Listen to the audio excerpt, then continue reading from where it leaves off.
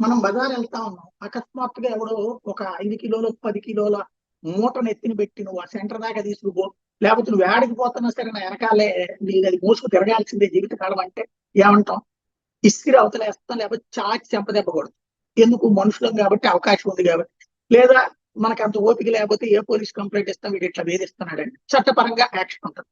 But జంతువులకి పాపం కేసులు పెట్టే శక్తి లేదు కాబట్టి వాటిని వేధించడమా? ఇప్పుడు తాజాగా ఏనుగుల కోసం అని చెప్పేసి, ఆ ఏనుగుల్లో గుంపులో ఉన్నటువంటి ఏదో ఒక ఏనుగు కట ఒక 5 కిలోల బరువు ఉన్నటువంటి ఒక ట్రాకర్ పెడతారట. అది ఎటు పోతే అది కూడా ఆ గుంపు ఎటుపోతుందో సిగ్నల్ వస్తుందట. ఆ సిగ్నల్ ఆధారంగా ఆ ప్రాంతాల్లో ముందే ప్రజలు ఎలక్ట్ అయ్యి ఊళ్ళ మీదకి రాకుండా మళ్ళీ హడావిడి చేస్తారు.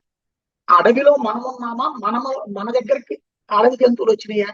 అడవుల్ని కబ్జా చేసి ఆ అడవుల చుట్టుపక్కల ఉన్నటువంటి ప్రాంతాలు గ్రామాలు కాస్త ముందు అటవీ గ్రామాలు కాస్త మామూలు పల్లెలుగా మారిపోయి, ఆ పల్లెలు పట్టణాలుగా మారిపోయి, చివరికి అడవి జంతువులు అవి తిరుగుతున్నటువంటి సందర్భంలో వాటిని వేధించడానికి ప్రత్యేకించినటువంటి మిషన్లు పెడతాం అనేటటువంటిది కరెక్ట్ అవుతుందా?